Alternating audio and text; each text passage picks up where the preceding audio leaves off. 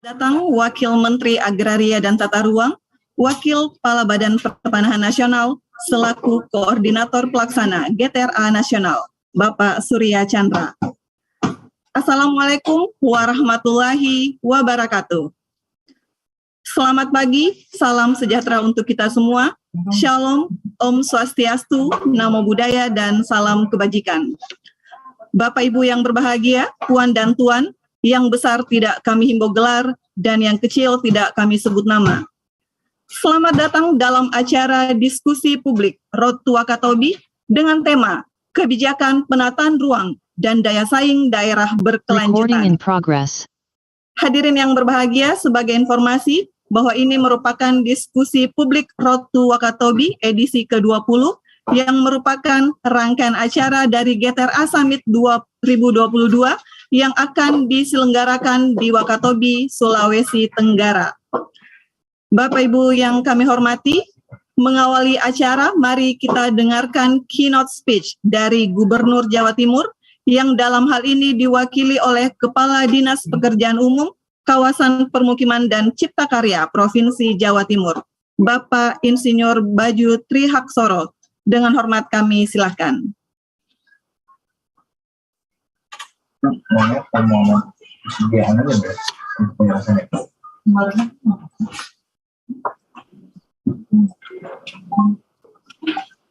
Terima kasih, Ibu Panitia.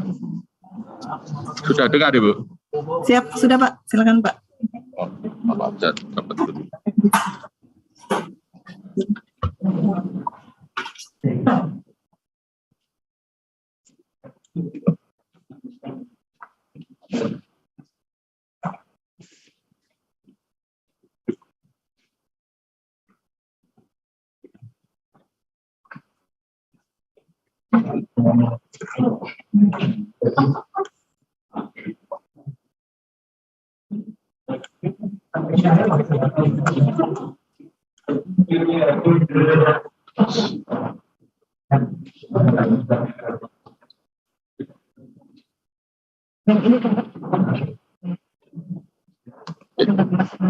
Mohon maaf, Ibu, masih ada kesalahan teknis ini.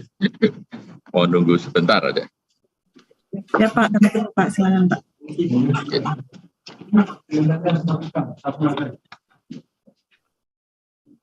Sambil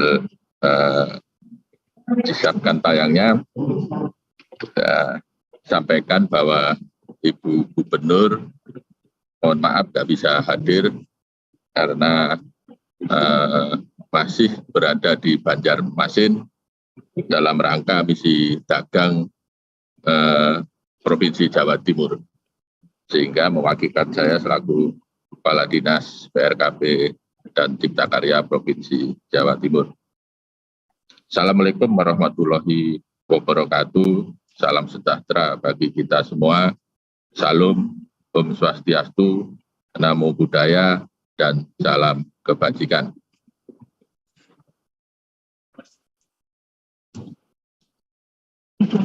Yang saya hormati, mohon maaf mungkin ya kalau saya menyebutkan salah, mungkin yang perlu saya sapa yaitu Menteri Agraria dan Tata Ruang, Kepala BPN selaku Ketua Tim Gugus Tugas Reforma Agraria atau GTRA Pusat atau yang mewakili.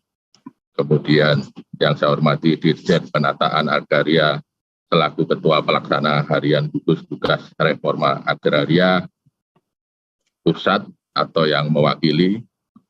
Kemudian yang saya hormati para narasumber, yaitu yang terhormat Wakil Ketua Umum Koordinator Bidang Kemaritiman dan Investasi Kadin, kemudian yang saya hormati KPPOD, yang saya hormati Dirjen Tata Ruang Kementerian ATR BPN, yang saya hormati Dirjen Kendalian dan Penertiban Tanah dan Ruang Kementerian ATR BPN, dan yang saya hormati Satgas Percepatan Sosialisasi Undang-Undang Cipta Kerja, yang saya hormati Deputi Bidang Pengembangan Iklim Penanaman Modal Kemen Investasi Garing BPKPD, serta Bapak Ibu yang tidak bisa saya sebutkan satu persatu. izinkan kami mewakili Ibu Gubernur Jawa Timur menyampaikan pandangan dalam memenuhi topik apa yang diminta Sekretaris GTRA terkait bagaimana perspektif daerah mengenai kebijakan penataan ruang dan daya saing daerah berkelanjutan terhadap perizinan berusaha di daerah pasca Undang-Undang Cipta Kerja. Slide pertama.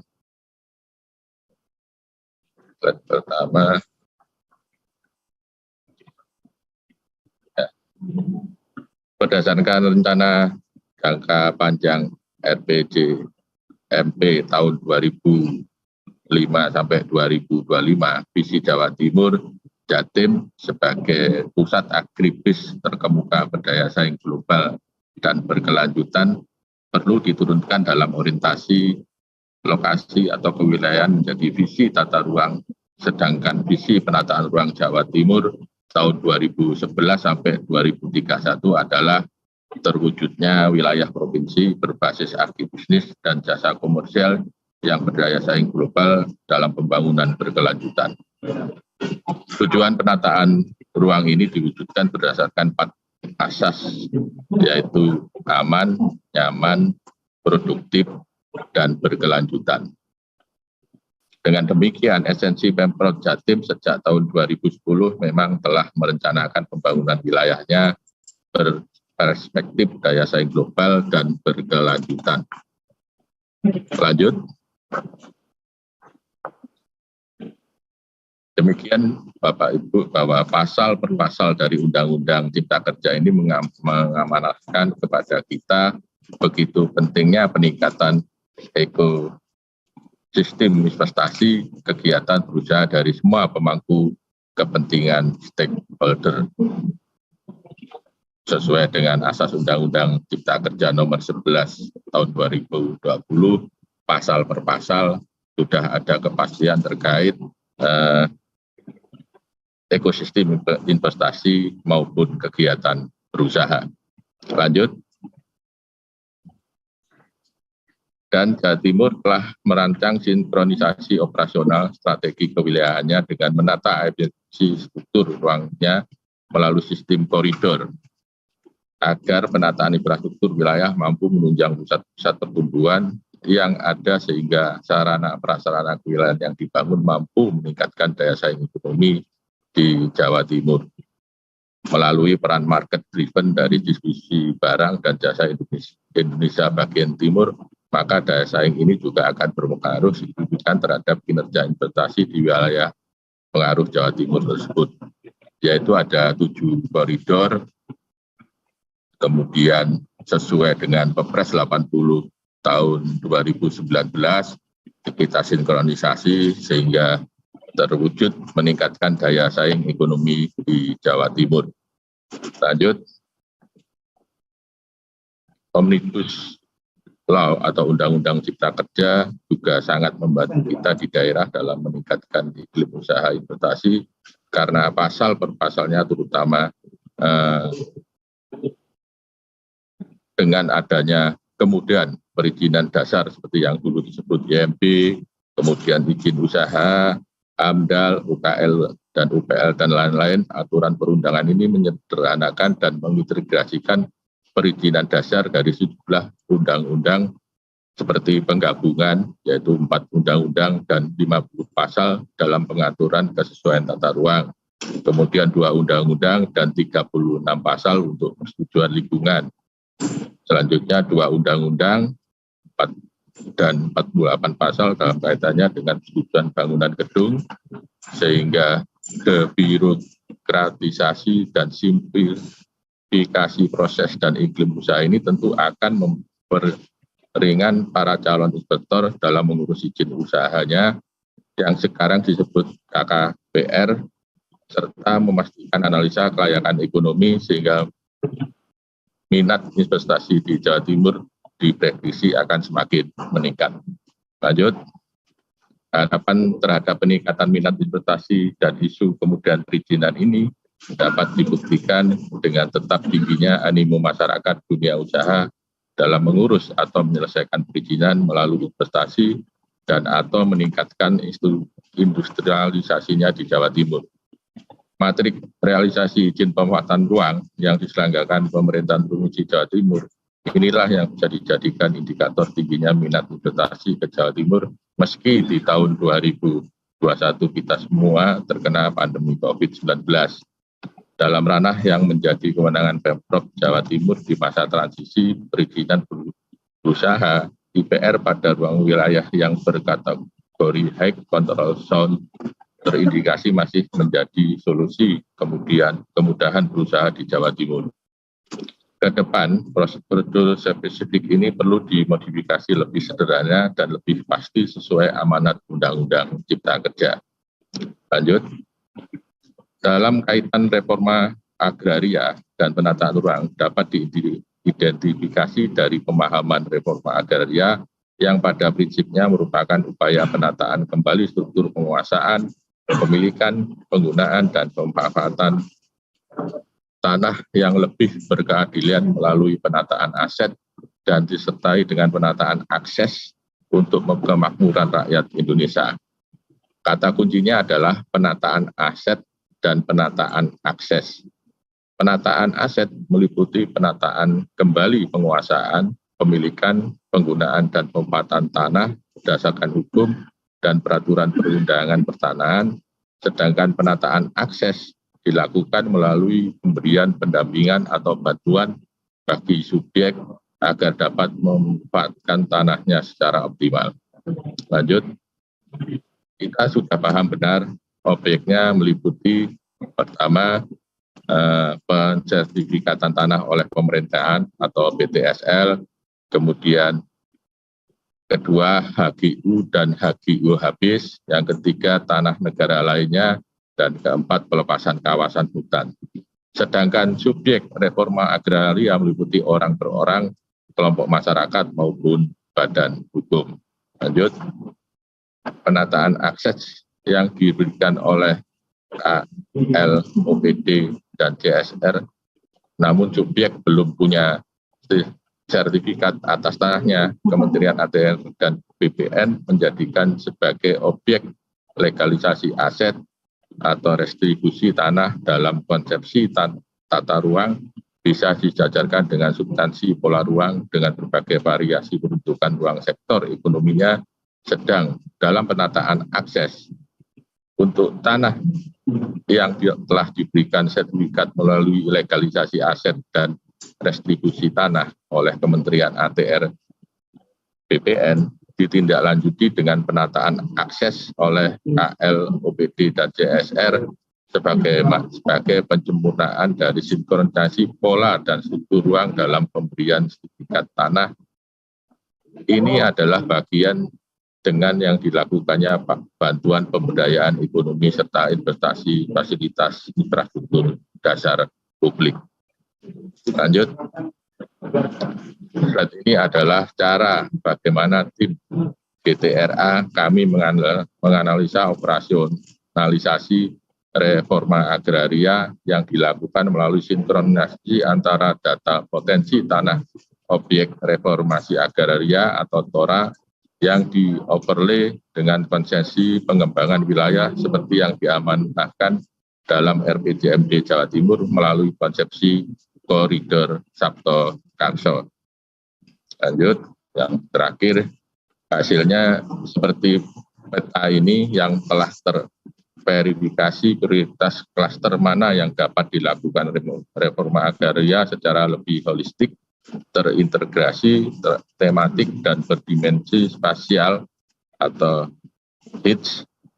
Peta ini akan kami realisasikan untuk kegiatan reforma agraria di tahun 2023. Demikian saya kira, terima kasih Bapak Ibu sekalian atas perhatiannya. Kami ucapkan terima kasih dan mohon maaf, dan saya akhiri wal taufik wal hidayah. Wassalamualaikum warahmatullahi wabarakatuh. Baik, hadirin yang kami hormati, selanjutnya mari kita dengarkan keynote speech dari Wakil Ketua Umum Koordinator Bidang Kemaritiman dan Investasi Kamar Dagang dan Industri Indonesia, Ibu Shinta Kamdani. Salam kepada yang terhormat Koordinator Pelaksana Gugus Tugas Reforma Agraria Pusat, Bapak Dr. Surya Chandra, yang juga merupakan Wakil Menteri Agraria dan Tata Ruang atau Wakil Kepala Badan Pertanahan Nasional. Gubernur Jawa Timur, Ibu Khofifah Indar Parawansa, atau yang mewakili, Deputi Bidang Pengembangan Iklim Penanaman Modal Kementerian Investasi atau Badan Koordinasi Penanaman Modal atau yang mewakili, Deputi Bidang Koordinasi Pengembangan Wilayah Kementerian Investasi atau BKPM atau yang mewakili, para narasumber, Asosiasi Pengusaha, Komite Kepemantauan Pelaksanaan Otonomi Daerah, Asosiasi Pemerintah Daerah, serta hadirin sekalian yang berbahagia. Puji syukur kita panjatkan kehadirat Tuhan Yang Maha Esa karena atas karunia-Nya kita semua dapat hadir pada diskusi Public Road to Wakatobi 20 menuju GTRA Summit dengan tema Kebijakan Penataan Ruang dan Daya Saing Daerah Berkelanjutan. Acara ini menunjukkan bahwa pemerintah memahami dan terus mengupayakan kebutuhan masyarakat dan dunia usaha, yaitu kepastian dan keamanan atas lahan, melalui upaya meminimalisir konflik agar dapat bermuara pada kesejahteraan masyarakat dan perbaikan iklim investasi. Hal penting yang perlu saya sampaikan, Kadin sangat mendukung pelaksanaan reforma agraria. RA adalah upaya pemerintah dalam menjamin keamanan dan kepastian lahan bagi masyarakat. Bagi Kadin Indonesia, RA merupakan salah satu faktor kunci bagi terciptanya perbaikan iklim investasi. Keamanan dan kepastian lahan bagi masyarakat memungkinkan dikuranginya risiko dan kejadian konflik lahan dan kekayaan alam sebagai syarat bagi kepastian berusaha. Konflik lahan dan kekayaan alam telah menyebabkan kerugian yang besar, baik material maupun imaterial. Bukan hanya bagi dunia usaha, tetapi juga bagi masyarakat dan pemerintah. Jika kita melihat secara seksama kebijakan-kebijakan pemerintah, dapat kita lihat bahwa pemerintah secara komprehensif memikirkan semua kepentingan.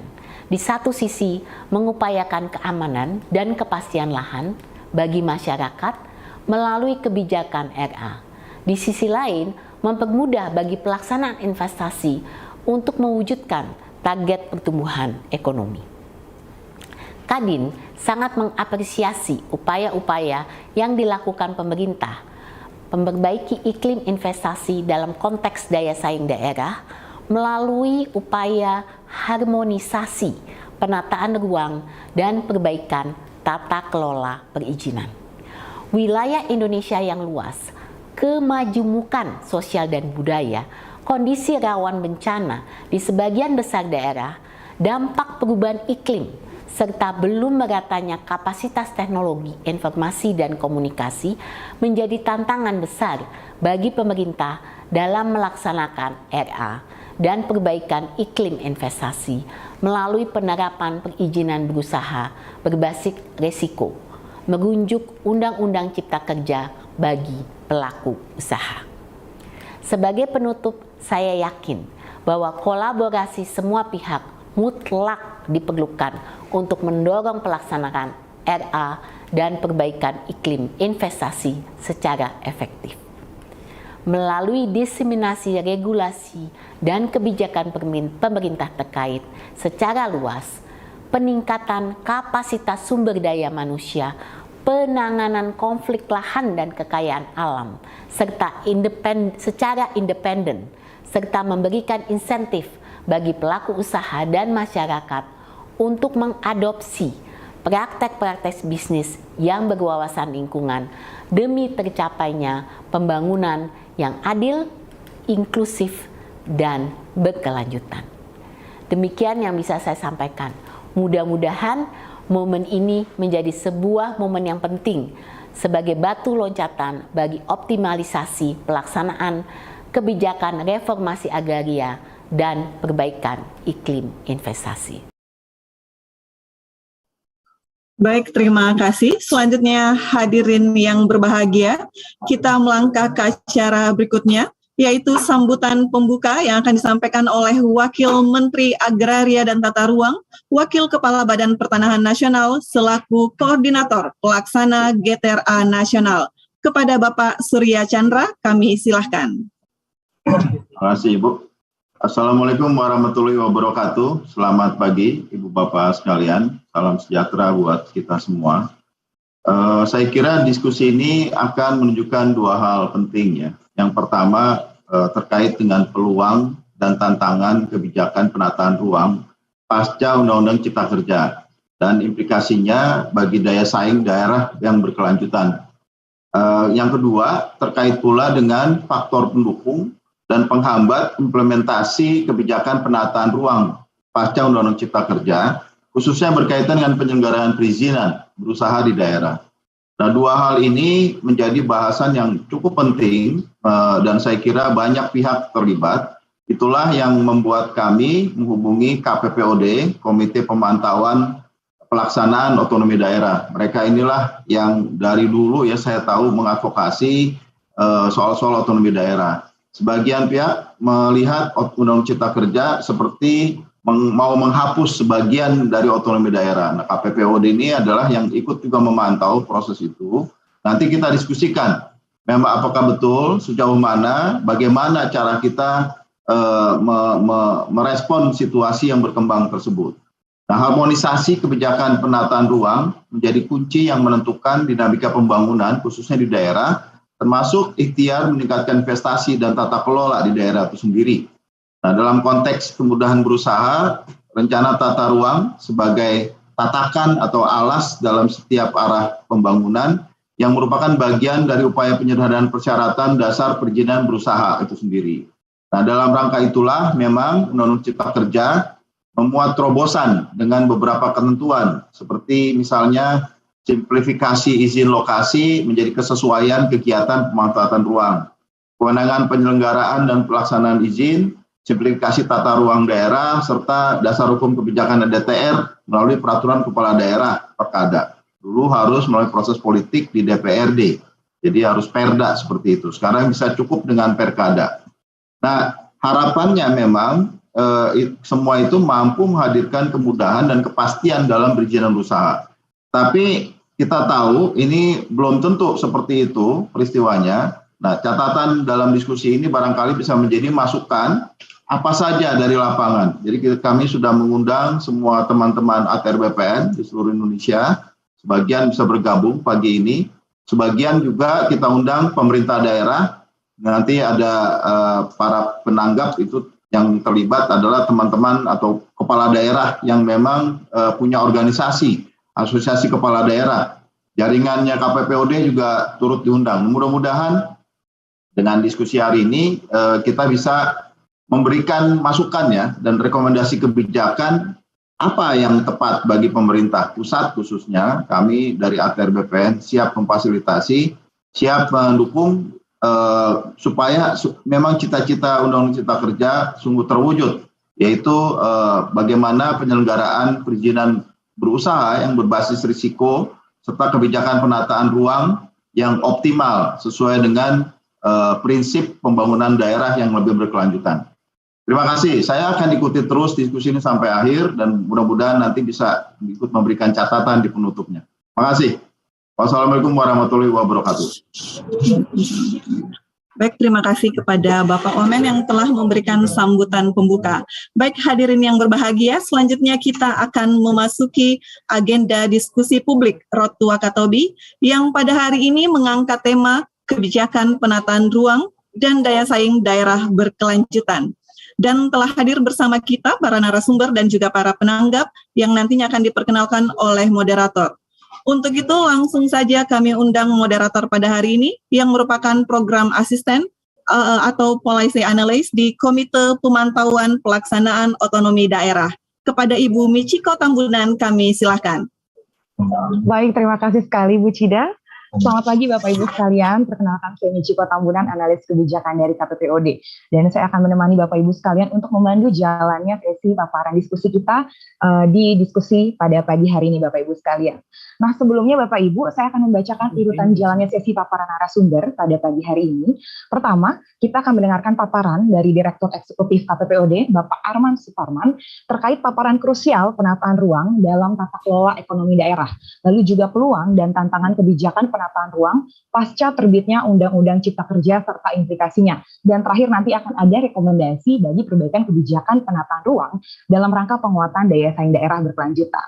Lalu Bapak Ibu akan dilanjutkan lagi paparan dari Sekretaris Satgas Percepatan Sosialisasi Undang-Undang Cipta Kerja, Bapak Arief Budimanta, terkait hasil belanja personal Satgas Percepatan Sosialisasi Undang-Undang Cipta Kerja saat melakukan kegiatan sosialisasi terkait kebijakan penataan ruang dan perizinan berusaha. Lalu juga nanti Pak Arief Budimanta akan menyampaikan rekomendasi Satgas Percepatan Sosialisasi Undang-Undang Cipta Kerja. Lalu yang ketiga kita akan mendengarkan paparan dari Direktur Sinkronisasi Pemanfaatan Ruang, Direktur Jenderal Tata Ruang, Bapak Eko Budi Kurniawan, terkait kebijakan penataan ruang serta langkah Kementerian APR BPN dalam mengakselerasi kebijakan penataan ruang tersebut. Nah terakhir akan ada paparan dari General Manager Citralink City Losari Makassar, Bapak Hendra Wahyudi. Dan nanti setelah sesi paparan Bapak Ibu sekalian, kita akan melanjutkan dengan sesi diskusi bersama para penanggap, yang antara lain nanti ada perwakilan pemerintah daerah dari Wali Kota Medan, lalu juga nanti ada Deputi Bidang Pengembangan Iklim Tanaman Modal, Keminvest BKPM, Bapak Ilyot, lalu juga nanti akan ada Sekretaris Direktur Jenderal Pengendalian dan Penertiban Tanah dan Ruang, Bapak Syafiq Ananta Inuman. Nah bagi Bapak Ibu yang ingin bertanya di sesi diskusi, kami persilahkan untuk nanti boleh menyampaikan pertanyaannya dalam kolom aplikasi chat Zoom dengan menuliskan nama dan juga asal instansi, dan nanti akan kami sampaikan dalam sesi diskusi. Baik Bapak Ibu sekalian, tanpa berlama-lama lagi kita akan mulai sesi diskusinya, yaitu paparan pertama dari Direktur Eksekutif KPPOD Bapak Arman Suparman. Nah, Pak Arman Suparman ini menempuh pendidikan tinggi Bapak Ibu sekalian di Sekolah Tinggi Filsafat Ledalero, Flores NTT, dalam melanjutkan studinya di Pasca Sarjana Sosiologi FISIP Universitas Indonesia. Saat ini Pak Arman menjabat sebagai Direktur Eksekutif KPPOD. Nah, saya persilakan kepada Mas Arman untuk boleh menyampaikan paparannya. Waktu dan tempat saya persilakan. Baik, terima kasih Mbak Michiko. Assalamualaikum warahmatullahi wabarakatuh. Selamat pagi yang kami hormati Bapak Wakil Menteri ATR BPN, Bapak Surya Chandra, dan juga yang kami hormati para narasumber dan juga penanggap yang hadir dan juga akan berdinamika dalam diskusi kita pada kesempatan pagi jelang siang nanti, dan juga yang kami banggakan keluarga besar ATR BPN baik yang di Jakarta maupun yang di wilayah, dan juga mitra-mitra dan peserta diskusi yang kami hormati.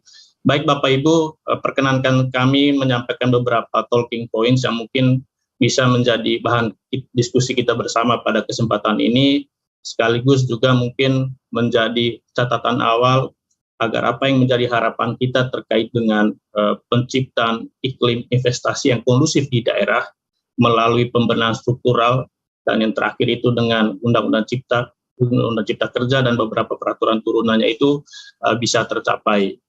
Baik Bapak Ibu sekalian, topik kita pada kesempatan ini adalah bagaimana kebijakan penataan ruang dan pasca Undang-Undang Cipta Kerja dan bagaimana implikasinya terhadap daya saing daerah berkelanjutan. Baik Bapak Ibu, sekedar pengantar, kalau kita bicara dalam konteks otonomi daerah, kami selalu merujuk ke kitab suci kami, yaitu Undang-Undang 23 tahun 2014 tentang pemerintahan daerah, di mana kalau kita melihat seluruh dinamika pembangunan daerah itu terarah ke ultimate goal yang kita sebut sebagai kesejahteraan bersama atau bonum commune atau kebaikan atau kesejahteraan masyarakat, yang itu akan diperoleh atau dicapai dengan percepatan atau upaya akselerasi peningkatan pelayanan, kemudian pemberdayaan, peran serta masyarakat, serta peningkatan daya saing daerah, Bapak Ibu, gitu ya. Dan dalam upaya peningkatan daya saing tersebut, kemudian peningkatan pemberdayaan dan juga peningkatan pelayanan publik kepada masyarakat, yang diharapkan kita tetap memperhatikan prinsip efisiensi dan efektivitas, dan juga memperhatikan bagaimana aspek hubungan pemerintah pusat dan pemerintah daerah, kemudian seperti apa kekhasan keunikan setiap daerah, tentu juga memperhatikan seperti apa peluang dan tantangan dalam kancah global, Bapak Ibu sekalian. Nah, dalam konteks ini, Bapak Ibu, sejak awal tahun 2000-an, KPPOD sebenarnya memiliki sejumlah kerangka pengukuran. Ada kerangka pengukuran terkait dengan daya tarik investasi, kemudian ada indeks atau pengukuran terkait dengan tata kelola ekonomi daerah, dan yang terakhir yang kami kembangkan 2 tahun terakhir ini, dan mungkin akan seterusnya kami menjadikan itu sebagai salah satu evaluasi atau pengukuran terhadap kinerja daerah, yaitu daya saing daerah berkelanjutan. Dan dari hasil pengukuran itu, Bapak Ibu, pada tahun 2020 kemarin, kami melihat kinerja daya saing daerah berkelanjutan yang kami ukur di seluruh kabupaten, gitu ya, meskipun tidak semua, dari 400-an kabupaten yang memenuhi persyaratan untuk diukurkan itu hanya 356 kabupaten, dan hasilnya adalah ternyata memang kinerja daya saing daerah berkelanjutan kita itu masih pada level sedang, gitu ya. Kalau kita melihat kategori atau level daya saing daerah berkelanjutan yang merujuk ke apa yang telah dikeluarkan oleh Badan Riset dan Inovasi Nasional, kita memang masih berada pada level sedang. Kemudian dari sisi sebaran daya saing itu, kita masih berhadapan dengan persoalan ketimpangan antara wilayah. Ini tampaknya masih menjadi persoalan klasik kita, ketimpangan antara Indonesia Timur dengan Indonesia Barat. Dan itu juga terjadi dalam daya saing daerah berkelanjutan. Dan pada aspek keseimbangan daya saing yang kami soroti pada 4 pilar, ada pilar lingkungan lestari, kemudian pilar sosial inklusif, pilar tata kelola yang baik, dan pilar ekonomi tangguh, itu juga belum dibangun di atas prinsip keberlanjutan, gitu ya. Dan itu juga kita bisa melihat, Bapak Ibu ya, dari beberapa kerangka pengukuran nasional, misalnya EODB, kemudian Global Competitiveness Index atau Asia Competitiveness Index, memang kita masih memiliki banyak pekerjaan rumah untuk meningkatkan daya saing daerah kita, gitu ya. Dan kami di KPPOD juga memberikan apresiasi terhadap langkah yang dilakukan oleh pemerintah beberapa tahun ini, gitu ya, terutama dalam upaya untuk meningkatkan kemudahan dan kepastian berusaha, Bapak Ibu. Dan saya sangat yakin Bapak Ibu di ATR BPN juga sangat familiar dengan pengukuran ease of doing business, gitu ya. Karena salah satu variabel yang diukur adalah soal peralihan hak atas tanah dan bangunan, di mana BPN itu menjadi salah satu stakeholder di sana dalam memberikan kemudahan itu, gitu. Dan sejak 5-6 tahun yang lalu, pemerintah sejak 2015 misalnya sudah ada paket-paket ekonomi kebijakan, kemudian ada perpres terkait dengan percepatan kemudahan berusaha, kemudian diikuti dengan PP 24 tahun 2018 tentang OSS, dan yang terakhir seperti yang kita ketahui bersama, ada Undang-Undang Cipta Kerja dengan sejumlah peraturan turunannya itu yang berupaya melakukan simplifikasi dari sisi bisnis proses, tetapi juga penyederhanaan dari sisi regulasi. Dan ini tentu kita beri apresiasi yang bersama, apresiasi terhadap langkah-langkah pembenahan struktural seperti ini. Tentu undang-undang ini juga tidak berjalan sendiri kalau kita bicara dalam konteks kemudahan berusaha di daerah. Ada juga undang-undang lain yang mungkin kita perlu sebut, misalnya Undang-Undang Hubungan Keuangan Pusat dan Daerah, yang mana ini juga sangat menentukan seperti apa kemudahan atau iklim investasi yang kondusif di daerah. Karena di sini kita bicara terkait dengan pungutan yang harus dibayar oleh dunia usaha terkait dengan pajak dan retribusi misalnya, gitu ya. Dan memang kalau kita melihat di Undang-Undang 11 2020 tentang Cipta Kerja dan Undang-Undang 1 2020 tentang HKPD ini, ada satu arsiran yang mungkin juga ini menjadi perhatian Pemda saat ini, 2-3 tahun ke depan, bahkan 5 tahun ke depan, yaitu adalah perda yang terkait dengan pajak dan retribusi daerah.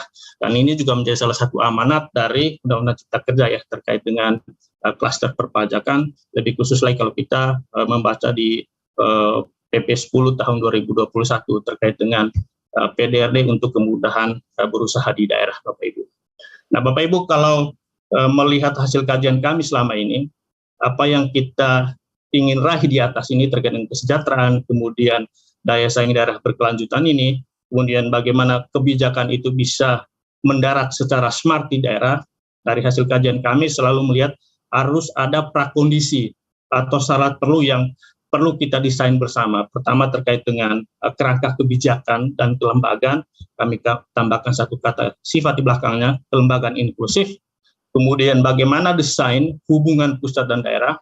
Hubungan di sini kami selalu sebut ada tiga dimensi hubungan ini. Ada hubungan kewenangan, kemudian ada hubungan keuangan pusat dan daerah, dan yang terakhir bagaimana hubungan binwas, pembinaan dan pengawasan. Tentu kalau kita bicara dalam pelayanan publik, lebih khusus lagi pelayanan perizinan, binwas ini menjadi salah satu variabel yang sangat menentukan bagaimana kemudahan pelayanan perizinan berusaha di daerah itu bisa berjalan sesuai apa yang seperti harapan kita Bapak Ibu. Dan yang terakhir tentu di level daerah atau dalam konteks daerah, kepemimpinan politik dan kapasitas lokal itu juga sangat menentukan bagaimana seluruh kebijakan ini termasuk atau terutama terkait dengan Undang-Undang Cipta Kerja ini bisa berjalan dengan smooth, smart, atau sesuai dengan harapan dari pemerintah pusat atau juga pemerintah daerah sendiri gitu ya. Baik Bapak Ibu, terkait dengan penataan ruang, kami sangat yakin Bapak Ibu di ATR BPN sudah mendarah dagingkan terkait dengan seperti apa arti penting dari penataan ruang ini Bapak Ibu ya. Kami melihat ada dua. Pertama, penataan ruang ini yang di dalamnya terkait dengan perencanaan, pemanfaatan dan juga pengendalian pemanfaatan ini adalah panglima keberlanjutan kita Bapak Ibu. Gitu ya. Karena dengan tata ruang yang berkualitas, itu juga berpengaruh terhadap bagaimana keberlanjutan di pilar ekonomi, sosial, lingkungan, dan juga tata kelola. Dan itu juga selalu digarisbawahi dari sejumlah kajian-kajian, baik di level nasional maupun di level global gitu ya, bahwa tata ruang yang berkualitas itu memberikan kemudahan, tetapi juga kepastian terkait dengan ketersediaan lahan. Tadi Bu Sinta Kamdani juga sudah menggarisbawahi ini. Kemudian terkait dengan pilar sosial, tata ruang yang berkualitas juga sangat memberikan kepastian terkait dengan bagaimana akses masyarakat, terutama kelompok-kelompok rentan untuk mendapatkan lahan, atau juga berkontribusi dalam kegiatan ekonomi di atas lahan yang sudah ditentukan bersama. Kemudian yang ketiga terkait dengan lingkungan, tentu juga dengan tata ruang yang berkualitas, mulai dari RT/RW sampai RDTR, itu juga sangat menentukan seperti apa keberlanjutan lingkungan. Dan yang paling penting bagaimana dengan tata ruang ini kita bisa memitigasi potensi risiko bencana di masa depan gitu ya. Dan di aspek tata kelola Bapak Ibu, tentu kalau kita membaca Undang-Undang Cipta Kerja, kemudian PP 21, kemudian Permen 13 ATR BPN misalnya, bagaimana kepentingan stakeholder itu bisa diakomodir. Dengan demikian, apa yang kita harapkan terkait dengan kolaboratif governance ini, itu bisa tercermin atau terimplementasi ke dalam seluruh penyelenggaraan penataan ruang, mulai dari perencanaan, pemanfaatan, sampai pengendalian pemanfaatan Bapak Ibu. Nah, dalam konteks kemudahan perizinan, tadi Pak Wakil Menteri sudah menyampaikan bahwa sebagai tatakan pembangunan itu juga sangat menentukan, terutama bagaimana upaya kita mensimplifikasi perizinan berusaha, lebih khusus lagi terkait dengan persyaratan dasar di tata ruang, yang sekarang diubah dari izin lokasi menjadi persetujuan atau konfirmasi kesesuaian pemanfaatan ruang. Jadi dengan tata ruang yang berkualitas itu juga berdampak terhadap seperti apa simplifikasi di pelayanannya, tetapi juga itu juga memiliki timbal balik dengan kualitas penataan ruang gitu ya. Artinya dengan kehadiran Undang-Undang Cipta Kerja ini kami melihat upaya yang begitu besar dari pemerintah pusat terutama gitu ya, untuk memperbaiki lagi kualitas rencana tata ruang kita mulai dari RT/RW sampai RDTR, yang itu sekiranya bisa berdampak terhadap upaya di sisi lainnya, yaitu simplifikasi pelayanan perizinan. Karena dengan adanya RDTR digital misalnya, para pelaku usaha atau pemohon terkait dengan kesesuaian pemanfaatan ruang ini, itu tidak berurusan lagi dengan prosedur-prosedur yang terjadi sebelum Undang-Undang Cipta Kerja, tetapi kita hanya berhadapan dengan platform digital, mengkonfirmasi dengan RDTR digital, atau mengajukan persetujuan pemanfaatan ruang jika memang belum memiliki RDTR digital. Nah, itu bisa tercapai Bapak Ibu kalau kita melihat beberapa dokumen ya terkait dengan prinsip perencanaan tata ruang. Ada beberapa prinsip yang tentu kita perlu perhatikan. Pertama, prinsip demokratis, artinya dengan penataan ruang itu bisa terarah kepada hajat hidup orang banyak. Kemudian prinsip subsidiaritas yang kami lihat dalam konteks otonomi daerah ini mungkin menjadi salah satu prinsip yang perlu kita highlight ya Bapak Ibu ya. Karena dengan prinsip subsidiaritas ini, inisiatif kebutuhan lokal atau konteks-konteks tertentu di lokal itu perlu diperhatikan dalam seluruh perencanaan tata ruang, bukan hanya perencanaan di level lokal, tetapi juga perencanaan di level nasional. karena perencanaan di level nasional sebagaimana amanat Undang-Undang Cipta Kerja sendiri kan itu menjadi referensi bagi seluruh perencanaan tata ruang baik di level provinsi maupun di level kabupaten kota ataupun di kawasan-kawasan strategis gitu ya. Jadi inisiatif atau kebutuhan lokal ya. Waktu 2 menit lagi Pak. Oh ya. Memang tinggal di RA-nya aja gimana. Ya. Terima kasih Mbak Mijiko. Oke. Dan yang berikutnya prinsip integrasi, dan tentu kalau kita melihat di Undang-Undang Cipta Kerja itu sudah diatur ya terkait dengan integrasi sejumlah rencana tata ruang gitu. Kemudian proporsional, dan yang terakhir tentu prinsip kehati-hatian. Dan ini juga menurut kami kalau kita melihat prinsip atau paradigma berbasis risiko, ini juga tentu menjadi perhatian kita semua karena penentuan tingkat risiko itu kan juga ditentukan oleh aspek keselamatan lingkungan gitu ya, kesehatan. Yang bagi kami ini juga ditentukan atau sangat menentukan seperti apa perencanaan tata ruang kita gitu Bapak Ibu. Baik, terkait dengan penataan ruang ini sendiri Bapak Ibu, ini salah satu kerangka pengukuran yang selalu dibuat oleh KPPOD, tata kelola ekonomi daerah.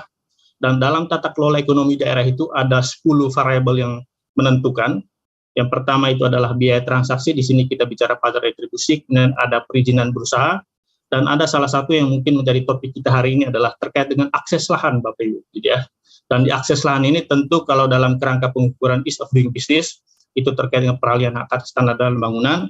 Dan dari kajian kami sendiri di luar kajian TKED ini Bapak Ibu di tahun 2017 kita coba mengcapture seperti apa ease of doing business di 10 kota bisnis utama. Salah satu persoalan mendasar pada waktu itu adalah soal bagaimana prosedur pendaftaran hak atas tanah dan bangunan di BPN, kemudian pendaftaran sertifikat yang masih membutuhkan waktu yang sangat lama pada tahun 2017 ya Bapak Ibu. Tentu dalam beberapa tahun ini itu juga sudah dilakukan pembenahan oleh ATR BPN gitu ya.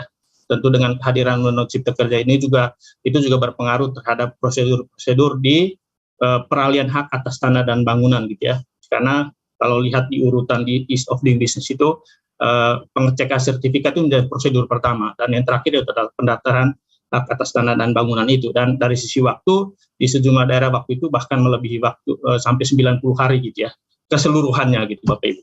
Dan ini tentu menjadi perhatian kita bersama terutama di ATR BPN sendiri gitu.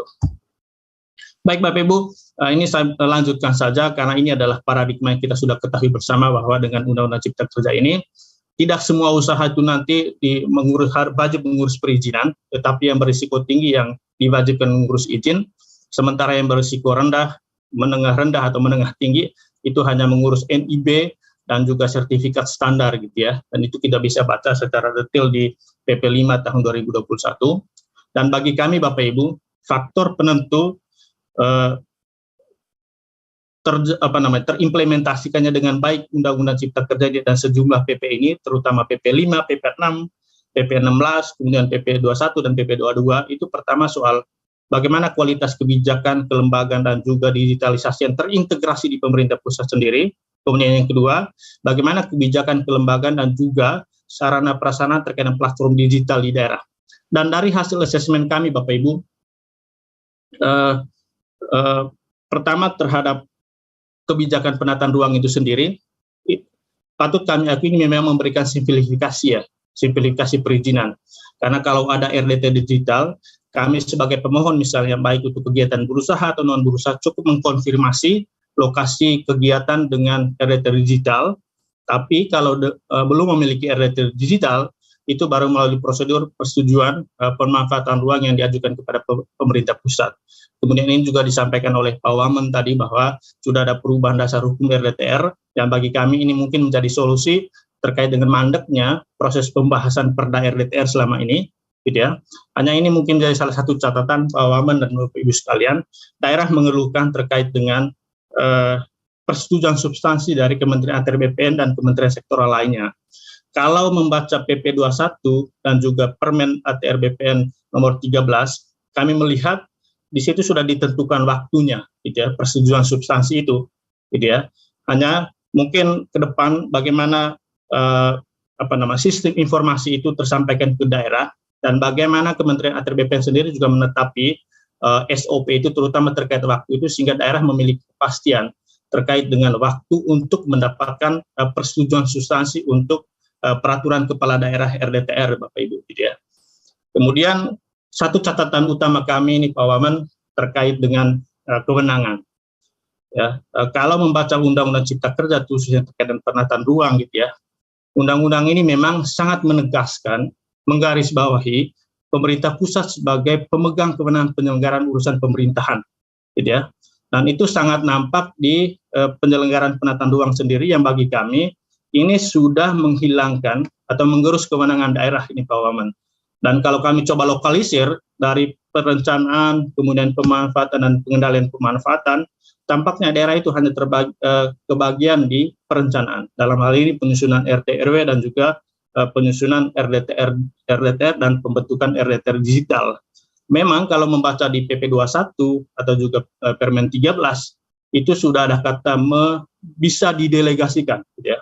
Tapi bagi kami kata delegasi ini mirip dengan dekonsentrasi, jadi ada pelimpahan, tetapi kewenangan atau pemegang kewenangan utamanya ada di menteri. Sementara gubernur, bupati, dan wali kota ini hanya menjadi yang didelegasikan, yang dilimpahkan. Akan lebih sangat bermakna kalau diserahkan, gitu ya. Jadi sebenarnya kalau membaca di Undang-Undang 27, Undang-Undang Penataan Ruang yang tahun 2007 itu sebenarnya sudah sangat menjelaskan atau menegaskan seperti apa kewenangan daerah dalam perencanaan, pemanfaatan dan pengendalian pemanfaatan, yang mungkin ini juga patut menjadi perhatian kita ke depan, terutama terkait dengan bagaimana kita membangun fondasi otonomi daerah ini. Karena di sini dengan kata delegasi ini, itu fondasinya itu sangat rapuh untuk daerah, Bapak Ibu. Ini kita bisa diskusikan, gitu ya.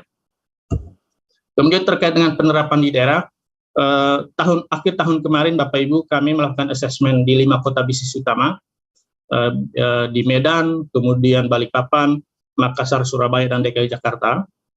Dari 5 kota ini saja, misalnya hanya Jakarta dan Kota Medan yang punya RDTR digital, Bapak Ibu ya. Tapi kalau kita coba cek secara keseluruhan dari ATR BPN sendiri kan melihat dari target 2000-an itu baru 50-an RDTR digital gitu ya. Dan ini menurut kami menjadi persoalan serius gitu terkait dengan RDTR digital ini gitu ya. Kemudian peran platform daerah juga gitu ya. Selama ini daerah itu sudah punya platform digital terkait dengan pelayanan perizinan. Di Jakarta ada JKEVO, di Surabaya ada Surabaya Single Window, dan banyak aplikasi atau sistem-sistem lain yang sudah advance di daerah. Tetapi dengan kehadiran PP 21 ini, dan juga mereka sudah menyampaikan bahwa bagaimana nasibnya ini setelah PP 21, PP 5 dan PP 6 terkait dengan pelayanan perizinan. Dan yang terakhir terkait dengan kepastian tindak lanjut pasca putusan MK, Bapak Ibu, gitu ya.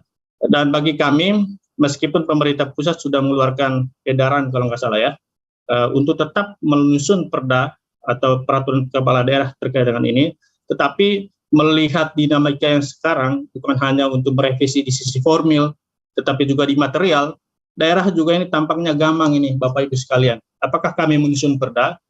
Jika nanti menyusun perda, terkait misal perda perizinan atau peraturan kepala daerah yang terkait dengan penggunaan usaha misalnya, tiba-tiba pemerintah pusat merevisi lagi sejumlah PP dan itu menurut daerah membuang-buang energi gitu ya. Sehingga menurut kami mungkin butuh regulasi yang lebih pasti lagi untuk mendorong daerah untuk tetap maju atau menunggu apa yang telah dibuat oleh pemerintah pusat gitu.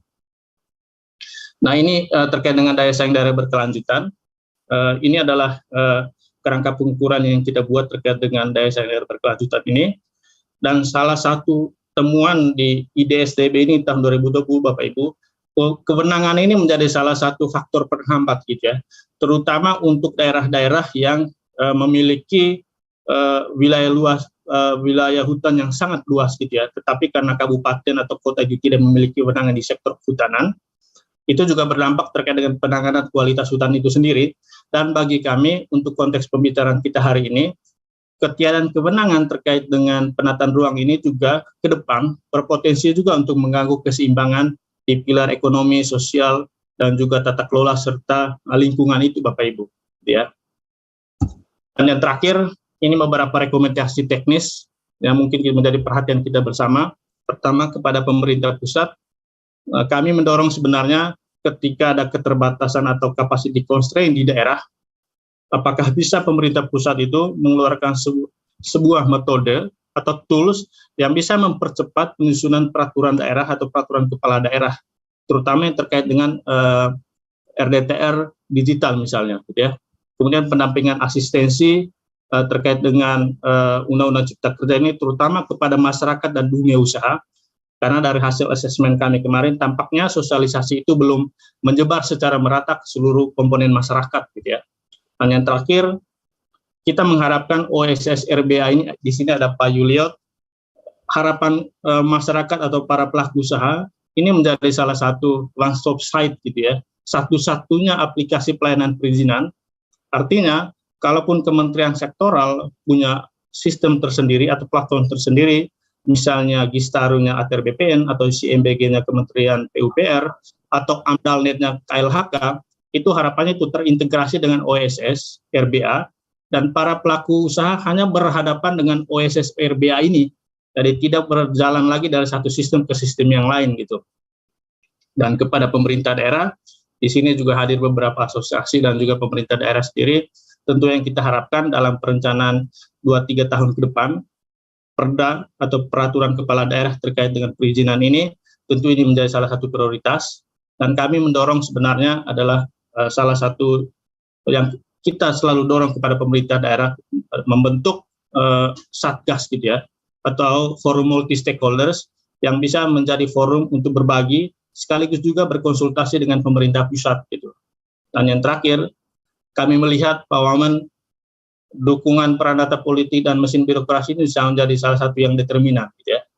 Karena munculnya kebijakan-kebijakan inovatif dan juga inovasi pelayanan perizinan itu juga sangat ditentukan seperti apa komitmen kepala daerah dan juga DPRD, dan juga bagaimana mesin birokrasinya. Jangan sampai ruang politik berjalan ke tempat lain, ya, sementara mesin birokrasi berjalan ke tempat yang lain lagi, gitu. Itu yang mungkin menjadi salah satu hambatan di daerah. Di pemerintah pusat kita mengharapkan nggak terjadi seperti ini, gitu. Demikian Mbak Michiko, terima kasih. Baik, terima kasih sekali Pak Arman atas pemaparannya. Baik Bapak Ibu sekalian, kita akan lanjut ke paparan berikutnya yang akan disampaikan oleh Bapak Arief Budimanta. Pak Arief merupakan lulusan Institut Pertanian Bogor dan menamakan gelar sarjana ilmu tanah pada tahun 1990. Selanjutnya ia melanjutkan pendidikan program pasca sarjana di lingkungan Universitas Indonesia dengan konsentrasi ekonomi sumber daya alam. Lalu Pak Arief meraih gelar doktor dari Fakultas Ilmu Sosial dan Ilmu Politik Universitas Indonesia pada tahun 2006. Dan terakhir ia melanjutkan studi mengenai keuangan di University of Chicago, Senior Executive Program di Harvard Business School, serta ASEAN Rock Next Generation Opinion Leaders Program yang diselenggarakan oleh The Korea Foundation pada tahun 2015. Nah, selain menjabat sebagai Satgas Percepatan Sosialisasi Undang-Undang Cipta Kerja, beliau juga menjabat sebagai staf khusus Presiden dalam bidang ekonomi. Nah, baik, langsung saja silakan Pak Arief Budimanta untuk menyampaikan paparannya. Waktu dan tempat saya persilahkan. Terima kasih Ibu Tambunan, Pak Wamen, Ibu Bapak semua yang terhormat dalam forum webinar di pagi hari ini. Kami sudah mengirimkan bahan ya, kalau memang bisa ditayangkan ditayangkan, tapi setidaknya kami menyampaikan ada beberapa hal ya.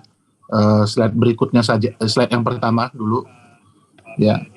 Yang pertama soal Satgas Percepatan Sosialisasi Undang-Undang Cipta Kerja yang dibentuk oleh Bapak Presiden melalui keputusan Presiden nomor 10 di bulan Mei tahun 2021 yang memang tugasnya adalah untuk mengakselerasi sosialisasi Undang-Undang nomor 11 tahun 2020 tentang Cipta Kerja ya, tentang Cipta Kerja. Itu yang pertama, dan kita sudah melakukan berbagai macam aktivitas selama tahun 2021 yang lalu ya, melalui workshop dan juga melibatkan teman-teman dari Kementerian ATR, dan yang paling aktif memang bersama-sama dengan Satgas itu adalah Pak Wamen ATR.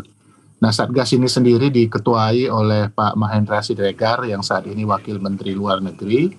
Kemudian wakil-wakil ketuanya ada Pak Swahasil Nazara, Wakil Menteri Keuangan, Pak Khatib Basri, Menteri Keuangan periode 2013-2014, Aden Pardede, Sekretaris KPC PEN, dan saya sendiri sebagai sekretaris gitu.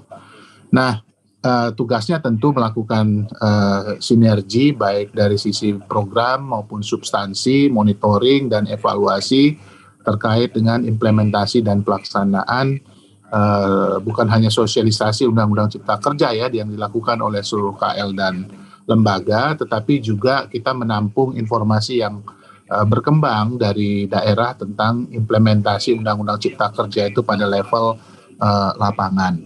Itu yang pertama yang ingin kami sampaikan tentang Satgas gitu.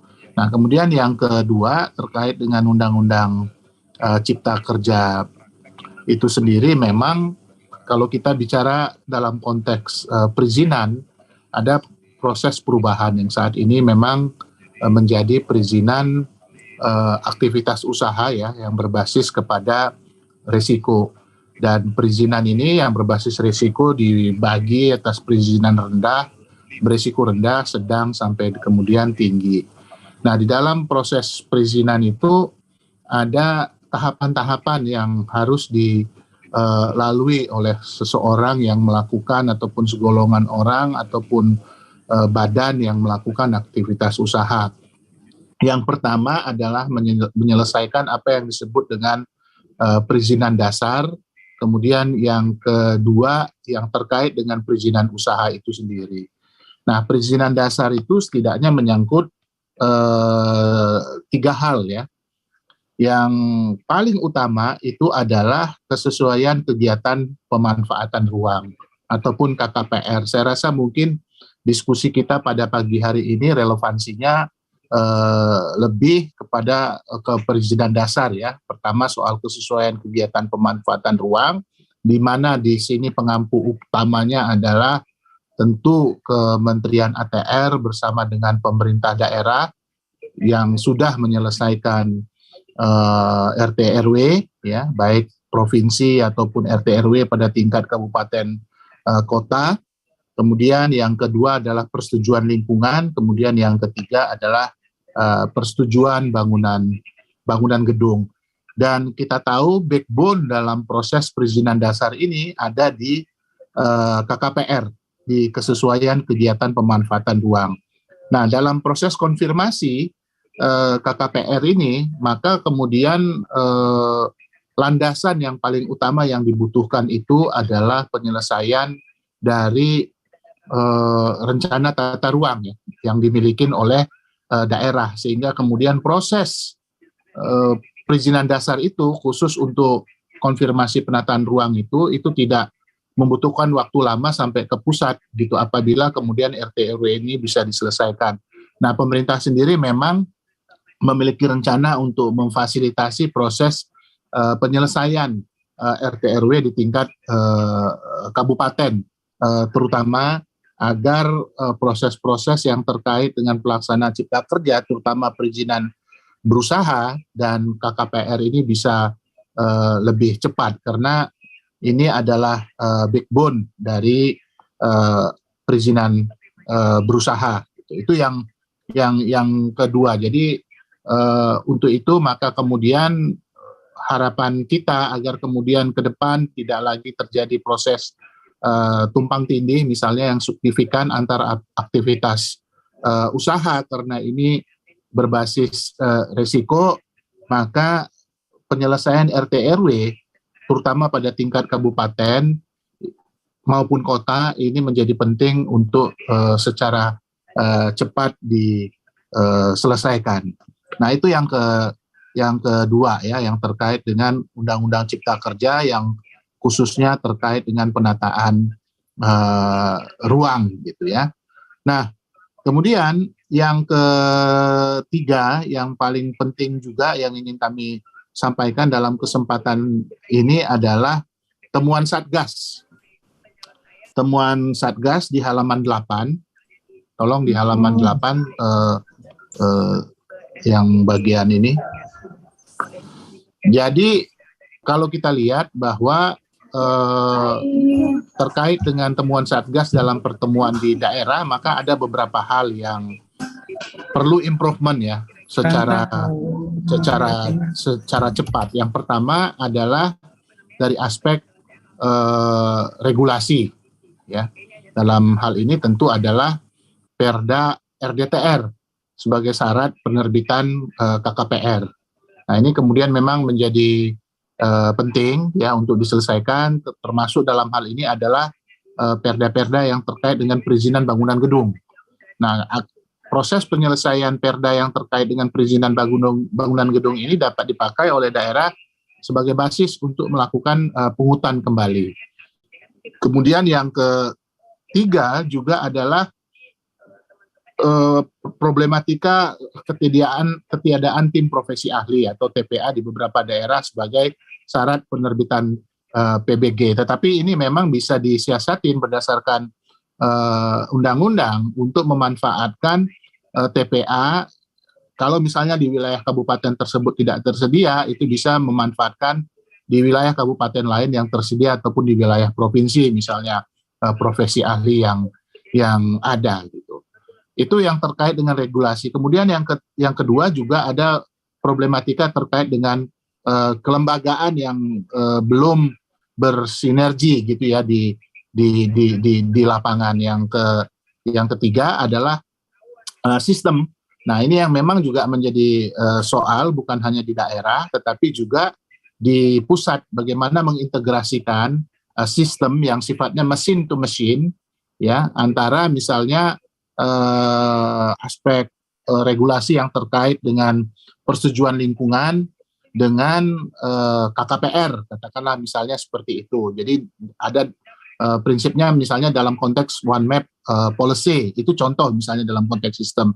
Kemudian yang keempat adalah bisnis proses yang juga masih menjadi PR, dan kita memiliki waktu ya untuk melakukan proses penyempurnaan ini dalam kerangka waktu misalnya yang diberikan oleh MA gitu ya, MK 2 tahun sesuai dengan keputusan MK kan diminta untuk melakukan perbaikan terhadap undang-undang Cipta Kerja dalam kerangka 2 tahun. Tetapi MK juga menyatakan keberadaan Undang-Undang Cipta Kerja selama 2 tahun itu masih keberlakuannya masih tetap ada gitu. Maka kemudian manfaatkanlah waktu yang 2 tahun ini sampai dengan tahun depan gitu untuk menyelesaikan beberapa hal yang terkait dengan regulasi, kelembagaan, sistem, bisnis proses, dan dalam hal ini pemerintah pusat juga terus-menerus melakukan improvement baik dari sisi regulasi, baik dari sisi kelembagaan, sistem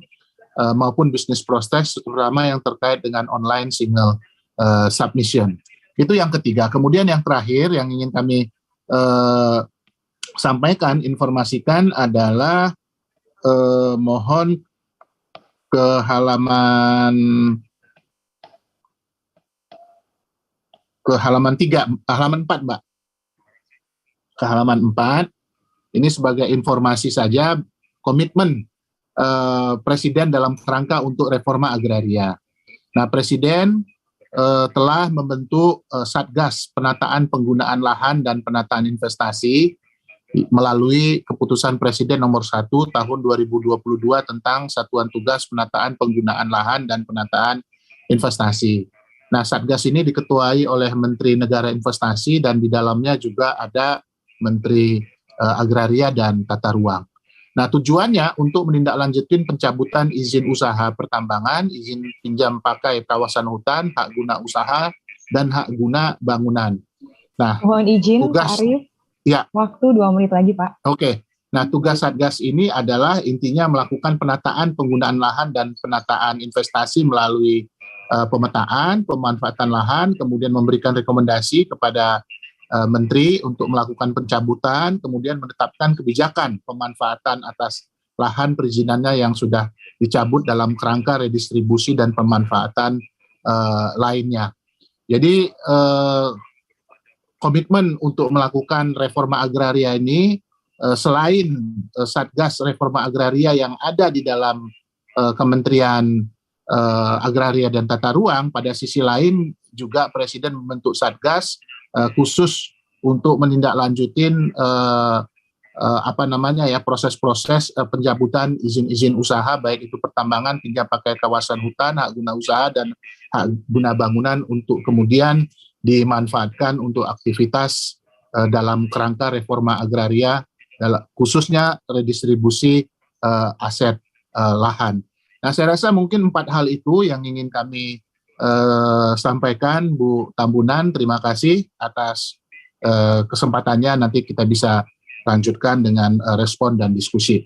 Selamat pagi. Baik, terima kasih sekali Pak Arief. Bapak Ibu sekalian, jika ada yang ingin menyampaikan pertanyaan atau tanggapan, bisa langsung nanti disampaikan lewat kolom chat di Zoom, dan nanti akan kami bacakan dalam sesi diskusi Bapak Ibu. Nah, selanjutnya kita akan lanjut ke paparan ketiga Bapak Ibu sekalian dari Pak Eko Budi Kurniawan. Pak Eko menempuh pendidikan S1, Teknik Planologi, Institut Teknologi Bandung, lalu melanjutkan studi S2, Master of Science in Urban Infrastructure Engineering and Management UNESCO IHE, lalu meraih DEA di City and Regional Planning University de Paris Aix-Nanterre, lalu meraih gelar PhD atau Doctor of Philosophy in City and Regional Planning University de Paris Aix-Nanterre. Nah, saat ini Bapak Eko Budi Kurniawan menjabat Direktur Sinkronisasi Pemanfaatan Ruang Kementerian ATR BPN. Nah, kepada Pak Eko, kami persilahkan Pak, waktunya 10 menit Pak. Silakan Pak. Baik, terima kasih Mbak Michiko. Assalamualaikum warahmatullahi wabarakatuh. Waalaikumsalam. Selamat pagi, salam sejahtera, salam sehat bagi kita semua. Yang kami hormati Bapak Wakil Menteri Agraria dan Tata Ruang, yang kami hormati Gubernur Jatim atau yang mewakili, yang kami hormati Bapak Deputi Bidang Pengembangan Iklim, Penanaman Modal, Kementerian Investasi, yang kami hormati Bapak Ibu narasumber dan Bapak Ibu hadirin sekalian. Baik, Bapak Ibu melanjutkan tadi arahan dari Bapak Wakil Menteri, kemudian juga dari keynote speakers dan dari narasumber ya Pak yang sebelum saya Pak Arman dan juga Pak Arief Budimanta begitu. Kami coba membahas bagaimana penataan ruang begitu ya dengan adanya Undang-Undang Cipta Kerja begitu. Kemudian juga akselerasi implementasinya dan juga terkait dengan tantangan terhadap implementasi perizinan ini ya. Yang pertama-tama adalah Bapak Ibu terkait penataan ruang ini kita ketahui bersama bahwa Undang-Undang Penataan Ruang itu kita miliki begitu di tahun 1992 begitu ya. Undang-Undang 24 tahun 1992 tentang penataan ruang. Kemudian ditetapkannya undang-undang baru begitu ya terkait tentang penataan ruang juga Undang-Undang 26 di tahun 2007 dan kemudian Undang-Undang 11 tahun 2020 tentang Cipta Kerja ini begitu. Ini memberikan pengaruh terhadap penataan ruang gitu ya, terkait dengan masalah perizinan, di mana kita mengetahui sama-sama Bapak Ibu sekalian bahwa ruang kita yang terbatas, gitu ya. Tadi juga disampaikan oleh keynote speaker sebelumnya bahwa kita ingin mewujudkan ruang yang aman, nyaman, produktif dan berkelanjutan, dan itu sudah ada di dalam Undang-Undang 26 2007, gitu ya. Selanjutnya Bapak Ibu sekalian, undang-undang ini begitu dipengaruhi oleh Undang-Undang Cipta Kerja gitu ya dan peraturan perundangan turunannya gitu. Di mana kalau sebelum UCK dan peraturan perundangan turunannya begitu Bapak Ibu sekalian itu umumnya begitu ya rencana tata ruang itu bentuknya cetak gitu ya, buku begitu dan disimpan di kantor pemerintah gitu ya. Sehingga kalau masyarakat begitu publik ingin mengakses rencana tata ruang harus mendatangi baik itu kantor pemerintah di pusat ya untuk rencana tata ruang di level pusat RT RWN misalkan maupun di daerah ya untuk RT RW provinsi, RT RW kota kabupaten, RWTR gitu. Nah, kemudian ini mengakibatkan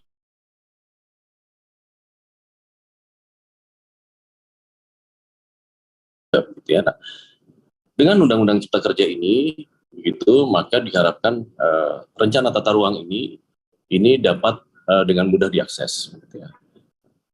Kemudian juga transparan begitu sehingga memudahkan masyarakat untuk mengetahui bahwa bagi ruang yang dia tinggali ini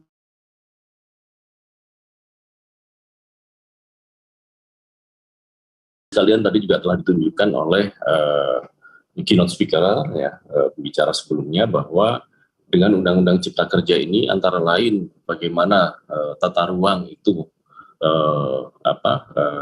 memiliki peran begitu ya, yang lebih dalam adalah adanya yang disebut sebagai KKPR, gitu, kesesuaian kegiatan manfaatan ruang.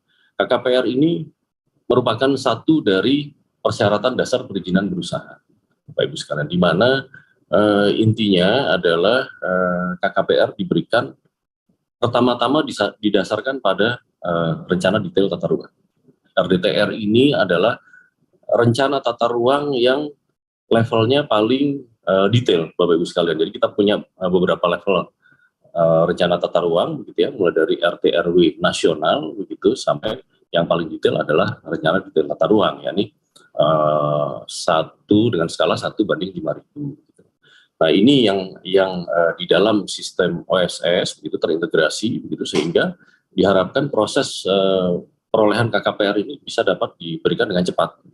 Nah, apabila RDTR ini belum disusun, dan untuk kawasan-kawasan yang memang tidak disusun RDTR-nya, maka pemberian KKPR didasarkan pada rencana tata ruang di atasnya, gitu ya, baik itu rencana tata ruang wilayah kabupaten atau kota, begitu, hingga sampai ke RT/RW nasional. Gitu.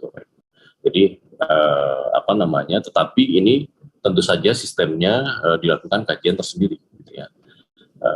Kemudian selanjutnya hal ini telah kami tindak lanjuti, begitu, di bawah pimpinan Bapak Menteri, Bapak Wamen, juga ya, kami telah tindak lanjuti dengan penetapan 5 peraturan menteri, begitu ya, dan 1 sedang dalam proses, begitu, yang terkait dengan bagaimana rencana tata ruang ini di-adjust ya, sesuai dengan Undang-Undang Nomor 11 Tahun 2020, mulai dari prosedur penyusunan maupun penetapan, begitu ya, hingga pada KKPR dan juga basis datanya. Tadi Bapak Wamen telah menyampaikan gitu bahwa di sini juga telah diatur, Bapak Ibu sekalian, didasarkan dari PP 21 juga ya, di dalam permen-permen ini telah diatur misalkan bagaimana prosedur penyusunan dan penetapannya itu dilakukan simplifikasi gitu ya, dan proses-proses percepatan lainnya gitu ya, misalkan RDTR yang dulunya ditetapkan sebagai Perda sekarang ditetapkan sebagai Perkada gitu ya, dan beberapa aspek lainnya gitu ya. Tahun jangka waktu penyusunannya kalau dulu 1 tahun untuk penyusunan rencana, 1 tahun untuk penetapan, sekarang 1 tahun untuk penyusunan rencana maupun penetapan, itu maksimal. Kalau bisa lebih cepat akan lebih baik. Lanjut, saya kira selanjutnya setelah dari Undang-Undang Cipta Kerja, kami telah mencoba menyusun peraturan perundangan turunannya, begitu, mulai dari PP 21 hingga permen-permen 11 sampai 15 tadi 2021, peraturan Menteri Agraria dan Tata Ruang atau Kepala BPN, begitu. Kami telah melakukan juga, begitu, di bawah pimpinan Bapak Dirjen Tata Ruang, beberapa akselerasi implementasi kebijakan penataan ruang. Antara lain transparansi penyelenggaraan penataan ruang, kemudian juga permasalahan SDM gitu, dan bagaimana KKPR ini diimplementasikan sebagai upaya perwujudan pemanfaatan ruang gitu ya, sehingga kita bersama-sama mewujudkan ruang yang aman, nyaman, produktif, dan berkelanjutan gitu ya. Nah, ini Bapak Ibu sekalian, sosialisasi telah dilakukan. Juga FGD begitu ya, bimbingan teknis terhadap pemerintah daerah juga telah dilakukan. Langsung banyak yang langsung dipimpin bahkan oleh Bapak Dirjen. Nah, kami kira sebagian besar dan harapan kami juga pemerintah daerah telah siap. Tadi Provinsi Jawa Timur telah menunjukkan begitu ya kesiapan mereka dalam pelaksanaan ini begitu. Kemudian juga kerjasama, gitu ya, kerjasama bagaimana agar penyelenggaraan penataan ruang ini dapat inklusif, gitu ya. Kerjasama juga dilakukan begitu dengan organisasi profesi, di sini khususnya dengan Ikatan Ahli Perencana, begitu IAP, kemudian dengan IG, Ikatan Geografi Indonesia, dengan ASPI, Asosiasi Sekolah Perencanaan Indonesia, begitu ya, Forpimgeo dan sebagainya. Nah, ini kerjasama yang telah kita lakukan dalam negeri dan juga untuk luar negeri ya. Kami sekarang sudah sedang melaksanakan misalkan adanya kegiatan yang disebut proyek RIPA. Nah, selain itu Bapak Ibu sekalian, dalam rangka transparansi tadi memberikan kemudahan akses dan juga transparansi terhadap penataan ruang. Nah, ini di kami tadi juga telah disebutkan gitu oleh Bapak Wamen maupun pembicara sebelumnya adanya Jistaru begitu ya. Jistaru ini juga telah terintegrasi ke dalam sistem OSS begitu, sehingga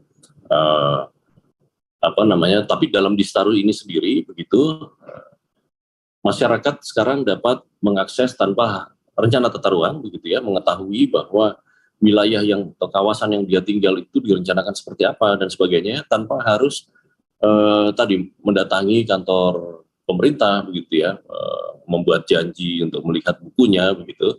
Tetapi sekarang bisa langsung dilihat di Jistaru ini, ada yang disebut sebagai RTR online gitu ya. Kalau saya kira ini juga di berbagai negara maju juga sudah tersedia ya, Singapura dan sebagainya. Tapi sekarang di Indonesia kita sudah tersedia ini. Jadi seluruh rencana tata ruang yang telah menjadi ditetapkan sebagai Perkada untuk RDTR maupun Perda untuk RT/RW kabupaten kota maupun provinsi begitu ya, itu dapat kita lihat di RTR online. Selain itu juga beberapa aplikasi-aplikasi lain yang membantu ya, seperti RDTR interaktif gitu ya, RTR Builder ya, Protaru ya, di mana masyarakat. Mohon izin Pak Eko, ya. Waktu 2 menit lagi Pak. Baik, terima kasih. Itu masyarakat dapat melihat gitu ya, sudah seberapa jauh rencana tata ruang itu, dan ini juga sekali lagi meningkatkan transparansi ya Bapak Ibu sekalian ya, sehingga masyarakat dapat mengetahui gitu ya penggunaan ruang untuk diarahkan sebagai